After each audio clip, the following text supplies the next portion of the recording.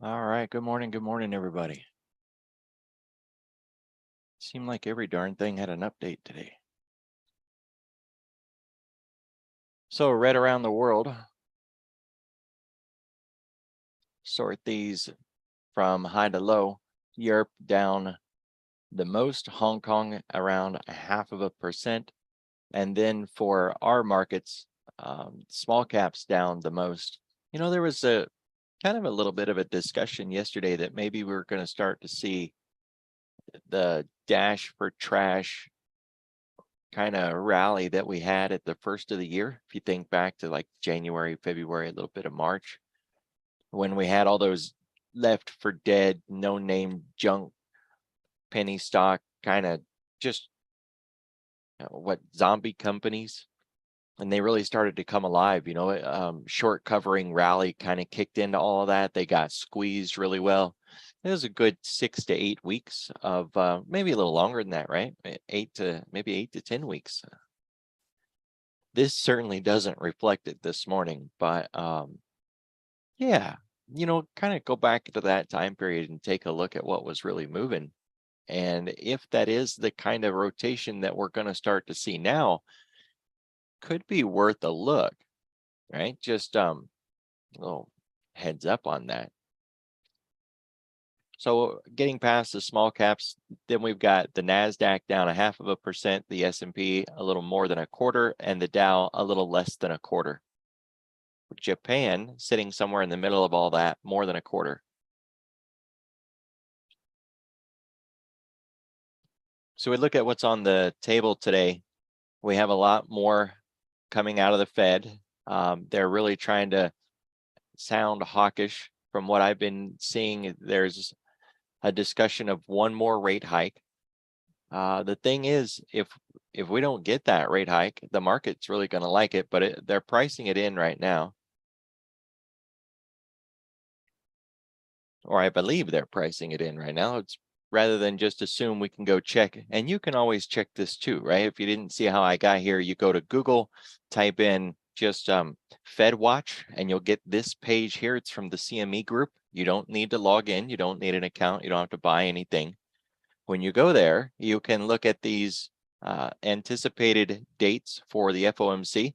All of these are actually locked in dates, but if it's just a proposed date and they haven't set it into stone yet, you'll see it kind of grayed out, and that'll let you know that that date isn't quite certain. All of these are certain. They're all not grayed out, so it's fine. So this is just a simple table. The way that you can read it is look at the percentage across the top, and then down at the bottom it has the same data, but it'll also tell you how long that data has been in play. So here's now, and then that's what it was yesterday, that's what it was 1 week ago, and then 1 month ago. That way you can see, sure, we're at 89% now, but did we get there yesterday, or has it been a while coming? We were actually at 90%, and so when we look at it from that point of view, it's kind of slacked off in the last week. It hasn't increased, it's decreased a little. So another thing to help you read this, think about the current rate. It's using 2 numbers. No reason to make it confusing. Just pick one of those 2. And it doesn't matter which one you pick. You're not picking the wrong one. But if you're trying to make it easier on yourself, just say the current rate is 525. And now do the same thing on these. Get rid of the back number, or if you choose the back number, get rid of the front number. If the current rate is 525, this is saying there's an 89% chance it'll still be 525 after the November meeting. There's an 11% chance that it'll be at 550 by the end of the November meeting. And that's how you read it. It's pretty simple, right? Same thing down here, just eliminate one of those 2 numbers. In my case, I'm using the left number. So current, it's 525. There's an 89% chance it's still going to be 525 at the end of the November 1 meeting. That means they're looking at no hike for November. If we want to know if they're pricing it in, this is where we would go. We would want to see, are they pricing in a rate hike? This number would start to rise, because it would imply that we're going to go from 525 to 550. And so we would see this column start to grow. When we look at yesterday, there really isn't much of a change from yesterday to today. If we look at where it was a week ago to where it is, we went up a little bit from 9.1 to 11%. But look, a month ago, there was a higher probability that we were going to get a rate hike in November. There was a 34% chance that we would get a rate hike. And now there's only an 11% chance. So if they are going to be pricing in a rate hike for November, it would start to show up here. This column would start to increase.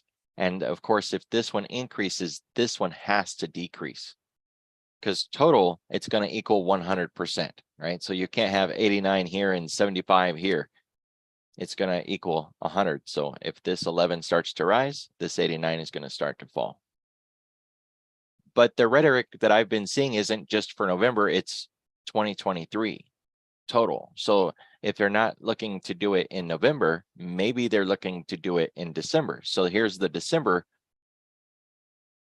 projections. That's a better word. Currently, we're sitting at 525. If we do get a pause again in November, then we would still be at 525 as we come into December. And what's the chances that we'll go from a 525 to a 550? It's a 34% chance. Yesterday, it was a 38% chance. So we kind of went down a little bit there. But a week ago, it was a 25% chance. So, you know, we've gone up in the last week. We just went down between yesterday and today. And we look at where we were a month ago, we're exactly where we were a month ago, sitting right in that 34, 35 area. So this could be part of what the Fed is working on, this ambiguity, this muddy water, doubt, and confusion. If the markets aren't understanding what the Fed is trying to say, then the Fed will come out and try to say it better. I don't see the disconnect. The market seems to believe that the Fed is worried about saying the word pause. Notice they haven't really officially called a pause. They keep saying, we're not going to raise this time, but we're holding on to the idea that we could raise again at blah, blah, blah, right? So they're holding that in a reserve. And the reason for that is there's a historic precedent behind what happens after a Fed calls a pause. So there's ramifications to that phrase, and they keep avoiding it. So the market believes the Fed doesn't want to officially call a pause, but that they are officially done raising rates. So they're basically saying the Fed is lying, and then all these shenanigans are going on. But if we just take the Fed at their word that they're not afraid to call an apple, and that they've been reiterating forever, higher for longer, we're not cutting anytime soon, we're not done raising rates, and we reserve the right to raise rates again as needed, then some of this starts to make a little more sense. So if you're looking for them to price in the rate hike, this will be where you find it. And from what I'm looking at here, we're not seeing them begin to aggressively price in one more rate hike for 2023. That could change for, January of next year, but it's kind of not the issue right now. So the dominant thesis is still a pause, even for January. No hike, no cuts, but no hikes. So what's on the table for today? We got the Fed beige book, and a lot of Fed speakers, and then housing permits and housing starts. Those two, they're kind of little tells, about how things are doing out there. So these numbers have a broader implications. When it comes to the kind of impact we could see today from those economic events, FX Street is going to be your go-to. Yeah, go away. Don't ever give these guys your email address, by the way. They will bombard you nonstop with just endless mail, junk, trash, and give it to all their affiliates and partners so that they can bomb you with a bunch of mail and junk and trash. You don't need an account. You don't need to sign in to use it. And FX Street, while I find them very useful, they're like those spam bot haters. Building permits, as you can see, it's not a dark red, but it is a medium. It has a history of causing volatility, and that's because there is a broader implication to the numbers, right? So it might not sound very important compared to some of the other things that we get data on, but this is a good one to keep track of. It's not a PPI or a CMI or a CPI or anything like that. It's just, this is a number you want to pay attention to. So it's likely the market is going to be watching it really close. Remember, we're all looking for signs of this soft landing. Whatever. So yeah, watch these numbers today. But then beyond that, we've got the 20-year today. Yeah, 1 o'clock. Y'all remember last week when we had the 30-year, my baby, and the market dropped like a brick in water? Yeah, it's good times, right? You know you like it. Well, today we got the 20, and it's not as good as my baby. It's not the 30, but the 20, it's got a punch to it. So you're gonna want to keep track of this one. I know it doesn't show it as potentially impactful, but neither did the 30, right? And we saw how that went. So watch the clock, 1 o'clock. You have the chance today for a little bit of a rodeo. And then otherwise, it's just a lot of Fed speakers into the evening before we get data out of Japan, which, talk about driving on the edge of a cliff. We are all watching the data coming out of Japan really close. And we're getting to that precipice, the edge of the cliff.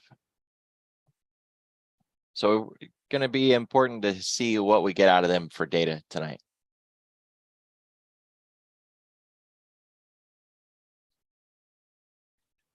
So I don't know how this situation is going to play out, but the president was supposed to go over to Israel, and now there was supposedly a goof up somewhere, a missile hit a hospital, and everybody's pointing at everybody else saying it's your fault that the hospital got hit with a missile.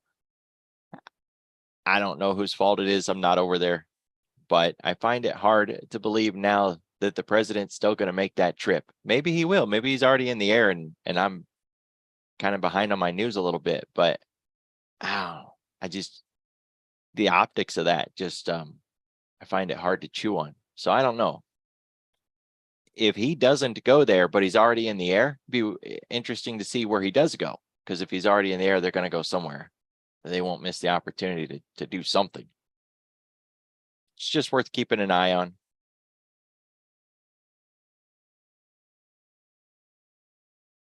And there's still no functioning house for the US yet. Isn't that awesome? We do get Tesla earnings tonight. And of course, there's a couple others. Netflix, I was taught Netflix is an account killer, right? This thing has a history of far exceeding its expected move. I haven't done any of the numbers yet on Netflix for its earnings this time, but be looking for that through the day today. I'm going to post the ranges, kind of give some levels, the expected range, expected move, and some stats and data on its previous earnings. I've heard that phrase before on other companies, widowmakers, account killers. There's companies that just have those outsized moves at earnings.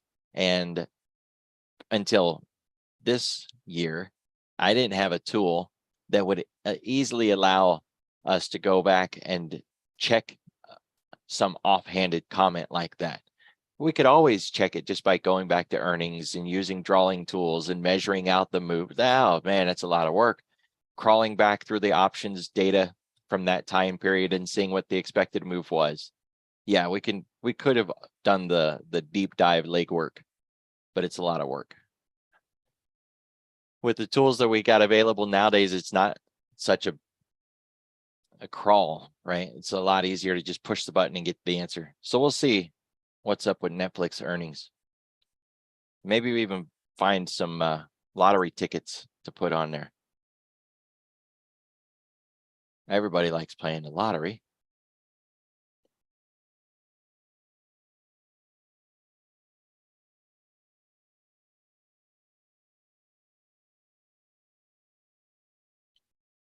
$8:15, 8:30, 10:30, 2 o'clock, 4 o'clock.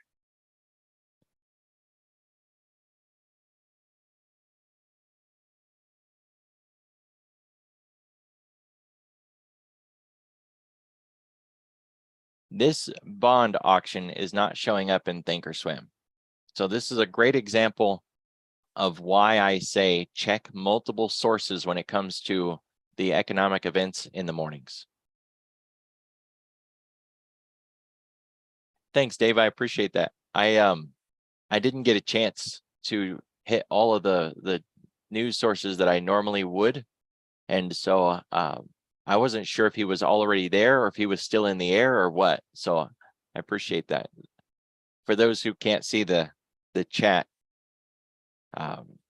someone said that he's already over in Israel, and he's leaning on the side that Israel didn't do it. So good deal. There'll still be a ton of finger pointing and blaming, and I mean, it's a war. What do you think is going to happen? People are going to die inadvertently. The right ones, the wrong ones, good ones, bad ones. It's kind of an accident waiting to happen.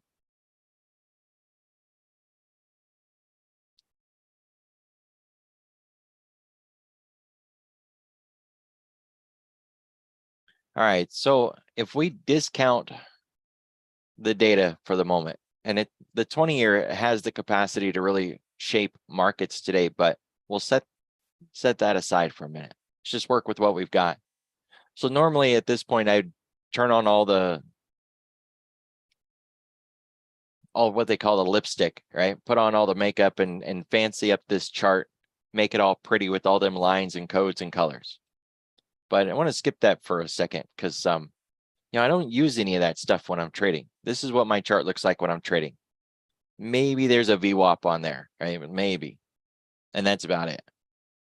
Because everything else is done with the drawing tools. I like all those tools that I put on there. That's why I put them on there every day. But a lot of the work is really just trying to get a gauge for where we at and where we think we're going to go, right? I mean, it's a nice way to just wrap it all up, right? So with that nice move yesterday, we've now got, this beautiful range to deal with. And by the way, I mentioned the other day how I'm kind of fixated on this pattern. I don't have a phrase for it yet, a name for it. And this is bigger than the one that I would normally point to as a reference. But that pattern, you'll see it in large size, you see it in small size, it's all over the place. I love that pattern. But just start with what we have from yesterday's range. That's the highest point to the lowest point. And then if we didn't have that sell-off right before the open, we would have a Globex range worth marking out too. And we still can if we just set the data aside from the sell-off right before the open, which should have been when the dollar opened and bonds opened, and we got that sell-off at 8:30. The data came out, right? We got the data, got the sell-off into the open, and then the rally out. Before that data print and the gap close that came with it, and then the rally and the breakout. So our Globex range from yesterday, the RTH range from yesterday, and then the close from yesterday. All of those different pivot points that we have for our intraday trading today. Move past that and just go to our own intraday Globex range. So I'm bringing this up. Yesterday, I was talking to a couple of people that were having a hard time day trading. It wasn't in the futures, it was in the equities, but they were trying to day trade in a market that was range bound inside of its own trading range. So just kind of go back here a little bit. They were trying to trade in something that looked like that, which was stuck inside of a day that looked like that.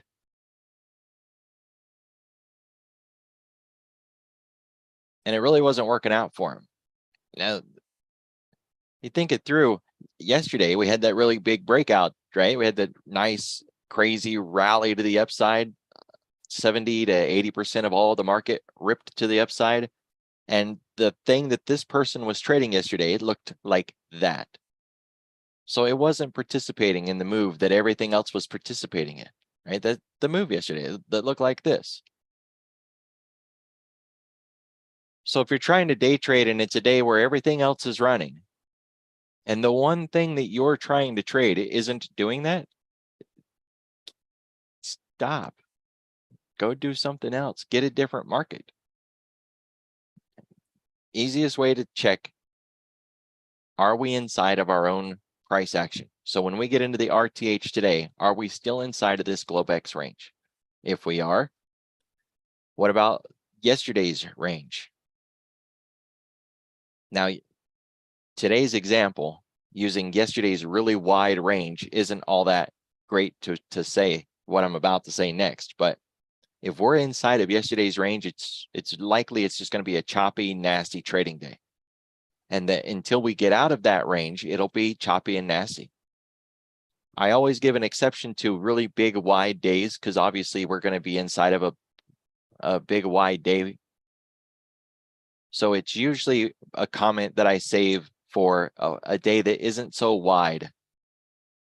This was the previous day's trading. It's not too big. And the next day it was just a bunch of, that's actually not too bad, but it usually is, right? So if you're having a hard time day trading, start with those simple little metrics. Are we still inside of our own Globex? If we are, it's very likely it's going to be choppy and nasty, and that things won't follow through, right? Low conviction plays. Then expand to the next piece. Are we still inside of yesterday's price action? If we are, it's probably going to be difficult trading. Now, it's not always, right? It's just the probabilities.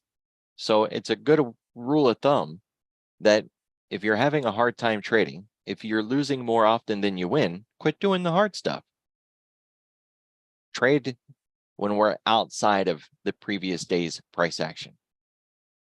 It's a good start, right? It's not going to fix everything that's wrong, but it's a good start. 10-day, 30-minute volume profile. When we're at the lows, we expect to go to the highs. When we're at the highs, we expect to go to the lows.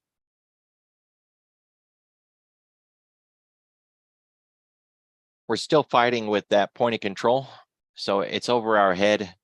It's really at the top of the zone. And if we stay up here through the next day, maybe two, we're going to have a full classic P.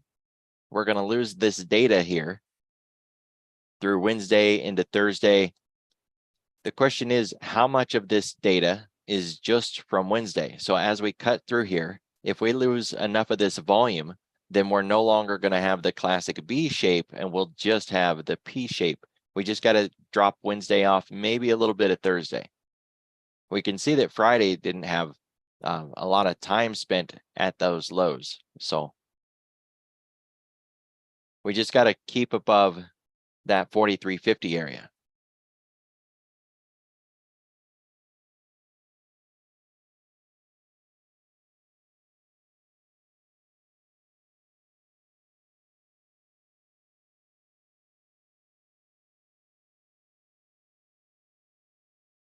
All right, so we had this VPOC from yesterday, and we hit it, went right through it like it wasn't even there. So yeah, we got to take it off. We're done with it. We don't need one from yesterday, because there wouldn't be, we ran through that zone so many times that we're done. So we're just taking that one off. When it comes to these volume profiles, I always remind people, the books will tell you to mark your value area high, your value area low, and your point of control, and push them forward into today's trading. I'm not disagreeing with that. I only carry forward a point of control if it hasn't been hit yet.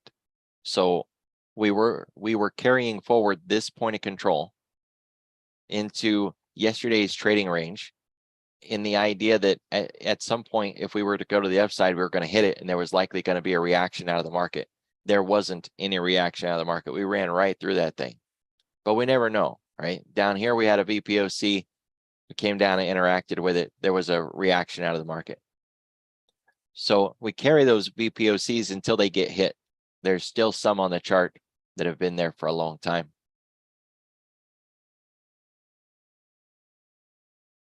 That one was hit. I take it off the chart.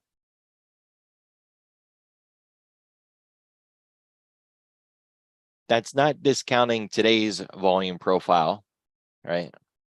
I'm not against using today's. We're just talking about carrying forward the data from yesterday. That's what we do with a volume profile, carry it forward.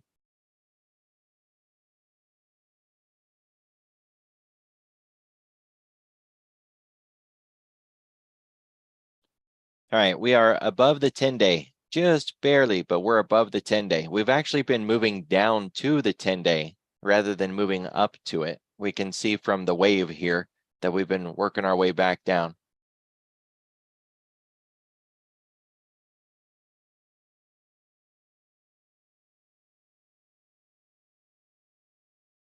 And the 10-week.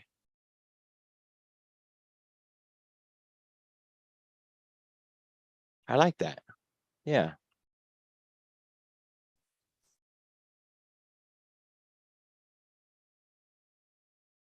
So with the 10-week, we're still below it by 0.25%. We're looking to get there, negotiate with it, get past it, get above it. I'm still of the argument that we're going to make moves to the upside and be closer to the high of the year than to the low of last year. That's been my overriding argument. The lows of last year at 37, call it 37, is fine, as opposed to this year's high at 47. We already are closer to 47 than 37, but there's this current leg up. And if we break the low of last Friday, then we're very likely going to go to these lows here around that 42.50 area. That's just pure price method. So, you think about price, you're trying to get that leg up off of the bottom. It needs to pull back and then come up and break that next high. So if it had been like this and it comes down and breaks that, then we're continuing.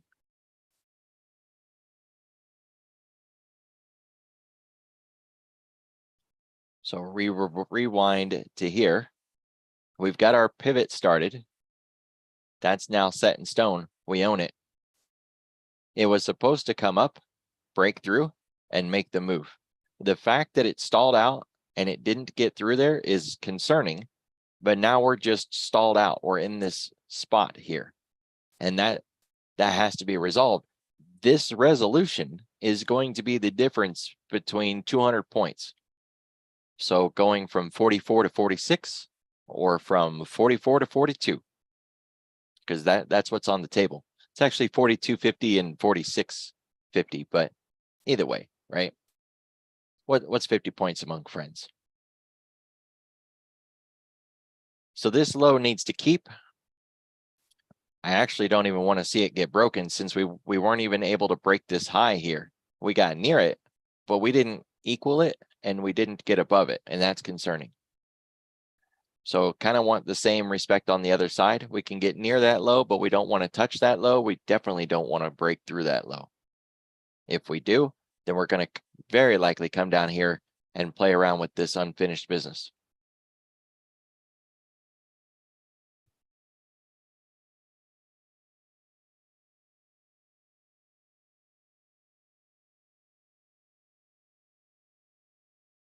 So that's what's on the table. Let's kind of zoom in a little bit on this. I like these daily charts. Do quite a bit of trading from the daily.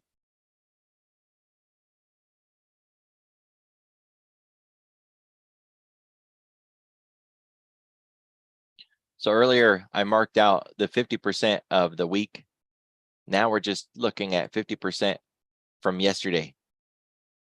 That's a really nice recovery candle, that nice wick showing that we made it all the way back up after dropping as low as we did, that 43.65 low, before running back up again. But the drop down today is not as, so far, it's not very encouraging. If we were to use OCR, then we've got, start here, that outside bar. So we had a higher high and a lower low. Then we had a lower high and a lower low. Just using OCR, that was our trend to the downside. Then we got the higher high, the higher low, the higher close to the next bar, higher high and low, and then that lower close. So that was our warning. And now this morning, so far, we've got that lower high. We don't have a lower low yet. So high, lower low, higher low, preferably higher low. We just don't know yet. But this is concerning, that lower high. Level by level, we got to keep this pivot that we've got back here, that 43, 42.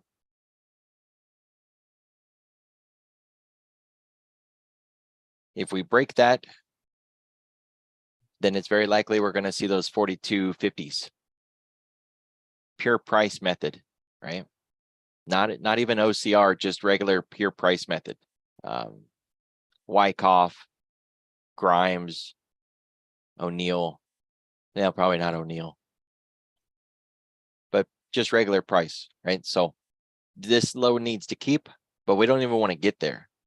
It's what I would be focused on today. We would need to keep inside of yesterday's range. If we can close inside the day and preferably not get even a lower low today, that'd be a good start. We want to keep these higher lows in play.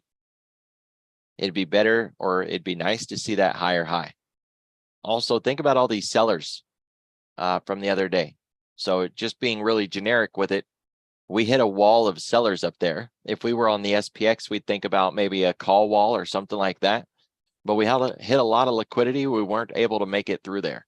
So the next time we go up into that zone, we want to be looking for, you know, a lot of flows coming in, a lot of selling pressure pushing us back down again. We've got to resolve that liquidity or we're not going to get through the top.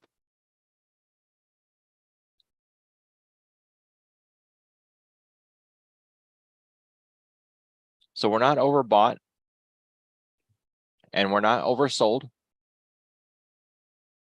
Looking at the 10. We haven't gone too far, too fast. It doesn't owe us a move. No mean reversion or linear regression or least squared methods or anything like that.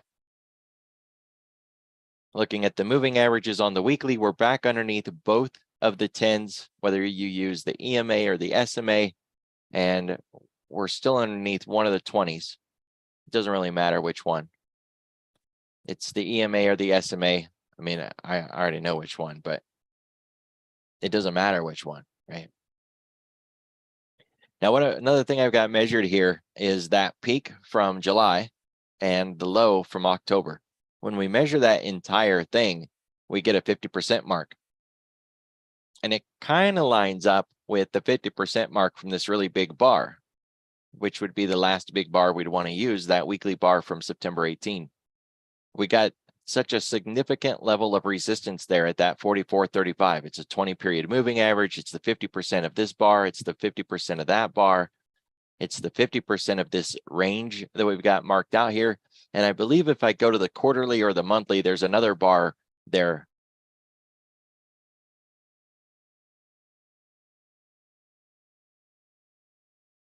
Because if you read this right alone, you can see where the wave goes.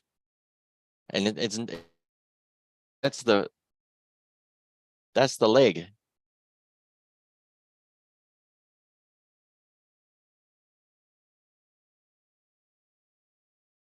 So over here, or it's going to be concerning.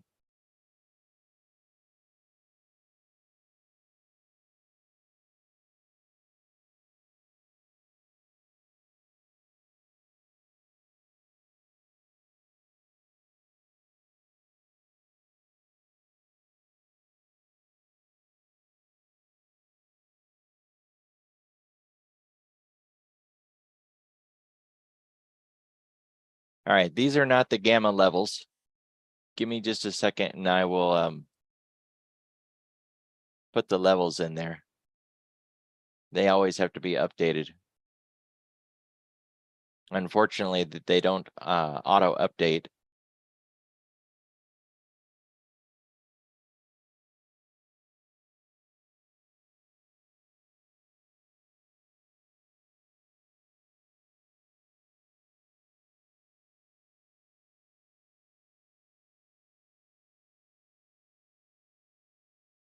So we are above the 0 gamma, but we are underneath that volatility trigger.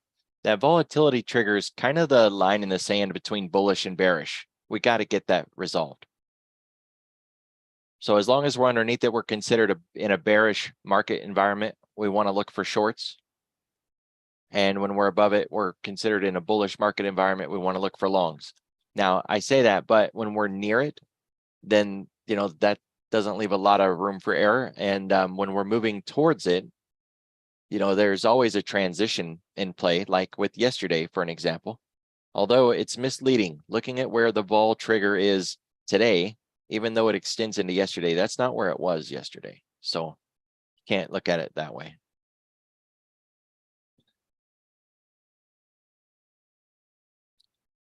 Zero gamma's at 43.77.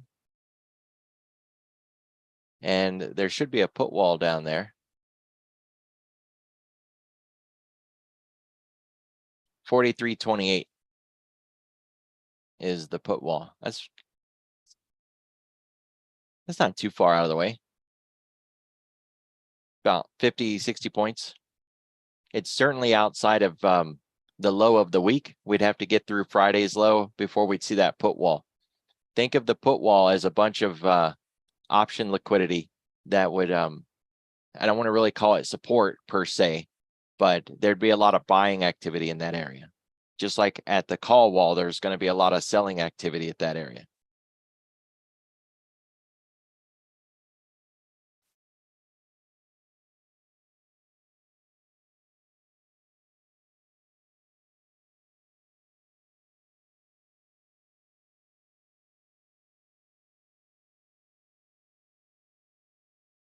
We don't have a market maker move this morning.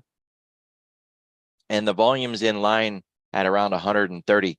That's a pretty good size volume considering what we've had so far this week at 117 and less than 100 yesterday. Today we're at 130. So it shows that there was some overnight activity, but no hedging. So they weren't scared of anything. They didn't come in, ready for some big moves near the open.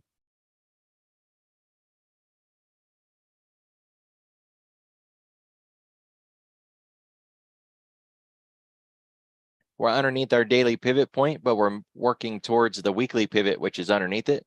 That's another bear bull level, bullish above, bearish below. One of the things we have to worry about with that weekly pivot point is that we don't get too extended from it. Now, I don't have a line in the sand of what is considered too far away, but visually speaking, I mean, this kind of represents that. You can see how we got a considerable distance away from it and we stalled out. It tried again, made it just a little bit more, but we stalled out.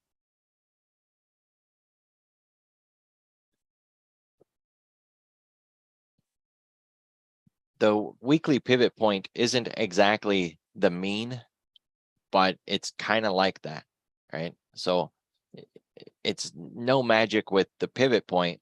Markets don't like to get too far from the mean. So it makes sense that when we get too far away from the weekly pivot point, we come back to it. Every market's got a measured move though. So even, even a 5-minute chart or a 15-minute chart, if it moves too fast, it's going to start to mean revert.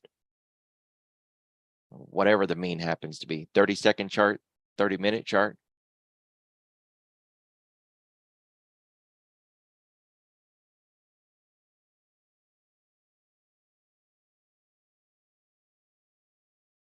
If you want to catch your screenshot, there's the index levels for the SPX and the ES for today.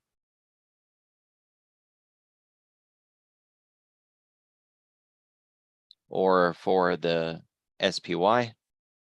I'll very likely be drawing that up and getting it posted in a little bit anyways. I put it on a chart with the boxes and the labels and make it all pretty.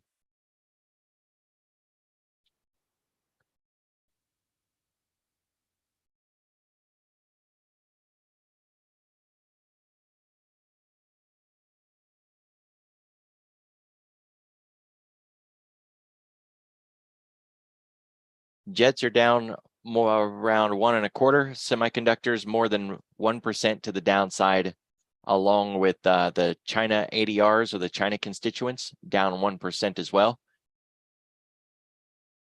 Bitcoin down 0.5%. The XLF financials, which is the broad one, including insurance, and insurance has been doing pretty good, but broadly speaking, finance is down. The rest of them aren't up or down enough, so we'll go to the other direction. Nat gas is up 1.5%. Precious metals, gold miners, they're up more than 1 1/4. Energy, XLE, is up 0.5%. That was some fantastic move in crude yesterday. I don't know if you guys were keeping an eye on that, but some of the moves yesterday to kind of, get a grip on what was happening. You can see how the dollar had that big spike here and how the ES sold into that spike. Then the dollar started to fade out here. Kind of line these charts up a little bit. So we had the dollar selling off here, and we had the S&P making that move up here. So the dollar started to find some support, began trying to turn around and make moves to the upside. We capped out and started moving back the other direction in the ES. It was all about the dollar yesterday.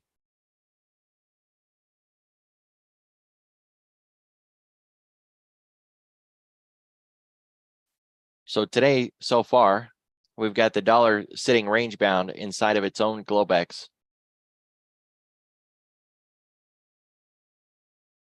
And we want to keep an eye on this.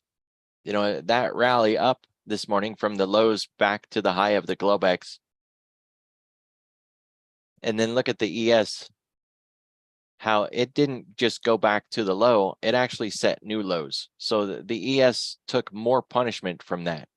This didn't set new highs, but this did set new lows. So we're getting hit harder than the dollar's moving. But we are selling off a bit here. If we can get the dollar back down to these Globex lows, we could see the ES maybe back to these Globex highs. We're not getting equal representation. So, we might not be back to these highs by the time we're back to these lows. But if the dollar can break these lows, get into some new lows, we could see the ES try to re-challenge that high from yesterday. It's a good start.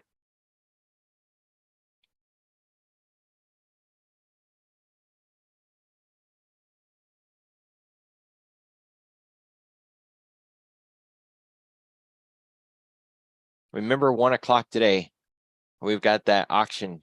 So it's going to be a big deal. Keep your eye on that. I mentioned crude. This was an early warning. I know you might be looking at this thinking, yeah, so what? The S&P did the same thing. Yeah, but this move started at 10:30 when the S&P was still making runs to the upside.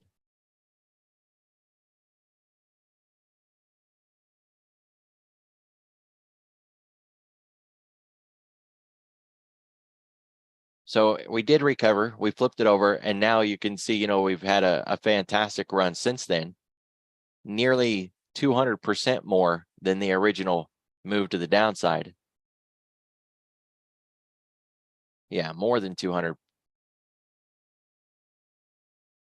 Well, I say 200, but this is 100% of the move.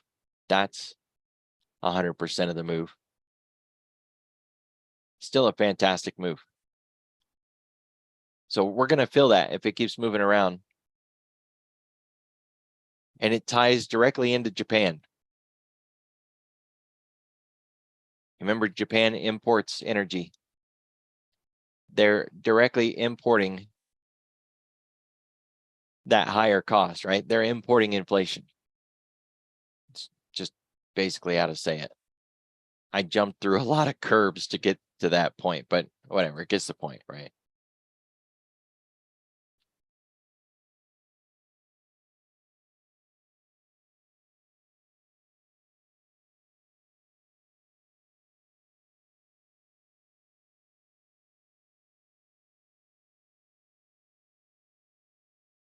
All right, so we got US dollar Japan here. I'm on the daily.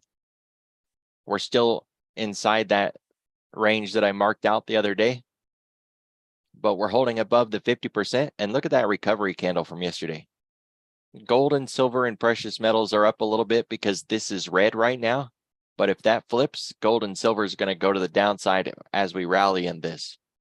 The threat is still getting above 150. So if we start getting, especially above this line here, that 150.16, all eyes on Japan, because if they do intervene, we're going to feel it. Here's the 10-year. You can see that rally this morning, that move back up. We're at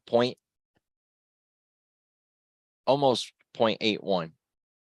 It's like 0.809 number. It's close enough.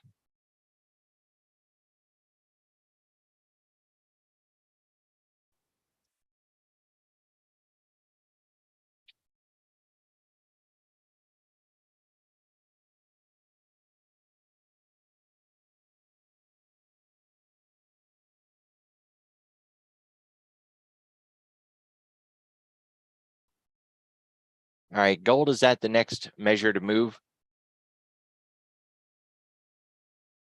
So it's going to kind of line up with that US dollar Japan anyways.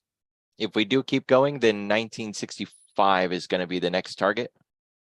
But really expecting this to be just about all of the move that we get for the day, and then opposite candle color or a doji, and we'll move the fibs at that point. And that nat gas found some support. We still didn't get that gap closed.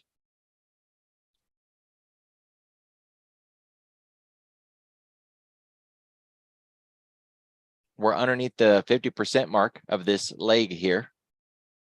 So for nat gas, if we can get above, call it 3.5, then we can retest that top. But just like the pure price we were talking about earlier, this is now the threat. Because if this doesn't continue like that, and we fail to get it through this high, then the other thing that starts to show is that it's a topping pattern. So if we come up and we do something like that and we fail that high, breaking that low will be a trigger for a downside play.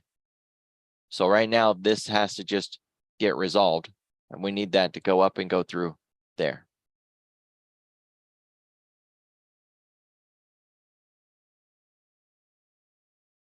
Bitcoin's basically flat.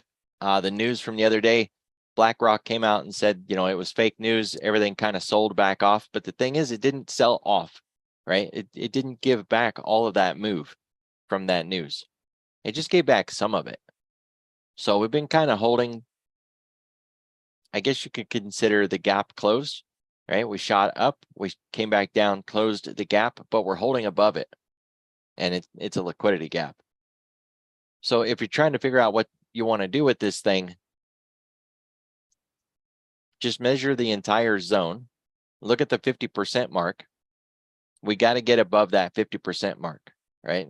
Now, you might be looking at this saying, well, we're holding underneath that 50, so maybe I should be bearish. I would caution against that. We're holding these highs. We're holding this level above that 82.2. And it's kind of the old adage, that if we can hold it, we'll keep it. So the fact that we're holding it, the longer we hold it, the likelier it is we're going to keep it. So we'll see. Break the orange line shouldn't even be there. It's just that's the way it should be. So as long as we stay above that white line down here, then this is not done.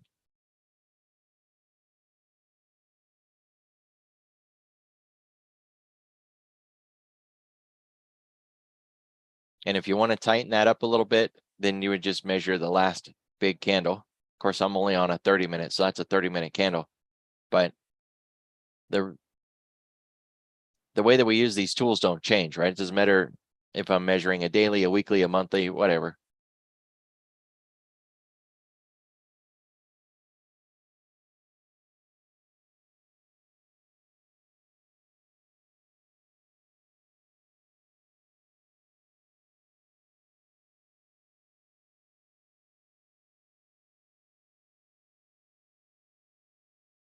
%23% of the S&P is down 0.5%.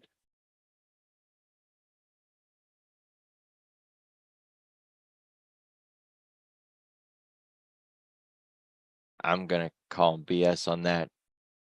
I think the scanner is doing something wrong. Yeah, it's missing the minus sign there. That looks more right. 5% of the S&P is down more than 1%.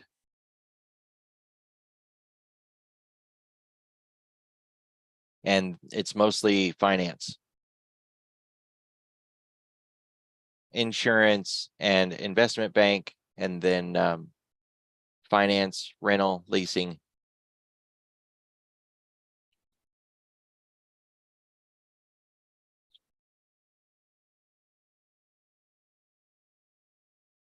%32% of the NASDAQ is down 0.5%. That's not overly bearish on either one of those metrics. It's not that bad this morning. And 14% of the NASDAQ is down 1% or more. And a lot of those are the China ADRs. We can see JD, PDD. We got some other chip names, Marvell, Microchip.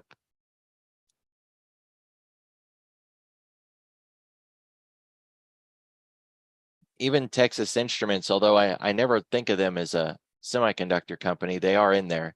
So a lot of semis are in there this morning.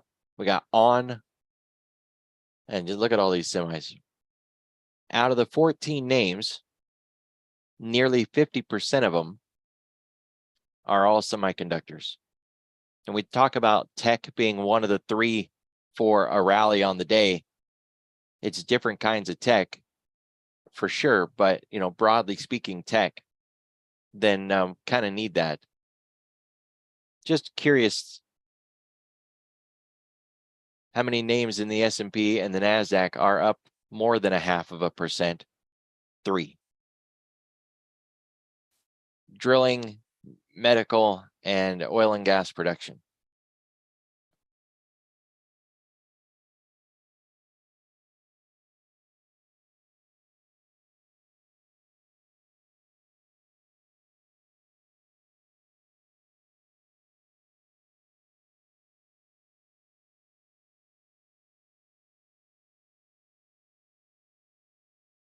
All right, silver's up the most, nat gas behind it, then gold, gold miners, energy through crude, energy exploration, broadly speaking, and then energy just XLE.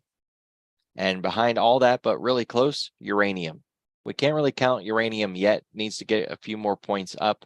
And pot stocks are on the move, they're just not there yet. So we need more out of pot stocks before we can say that they're up this morning, but it's close. This isn't what we want a rally in, right? Because it's not a sustainable rally today. It can't carry the S&P and the NASDAQ, not this. So we're going to need tech We're going to need, finance and tech, maybe some consumer discretionary in there. This isn't enough to rally the S&P or the NASDAQ. So we need more. It is worth keeping your eye on the Russell though, and a lot of that small cap stuff, right? I don't have the time now to go through it, but if you start looking at some ratio charts, IWD and IWF ratios, small caps versus large caps, things like that. Even looking at the NYSE, which is a pretty good representation of like the Russell generically speaking. It's going to be the focus, or the question is it going to be like January and February of this year when we started to get that dash for trash short squeeze rally market, and then it bled out and spread into everything else, right? And it was junior tech, and we even had transports getting involved. So we're looking for that broader assistance, right? So what I got for you guys, watch the clock today. Seriously. That auction is at 1 o'clock. I'll see you all tomorrow.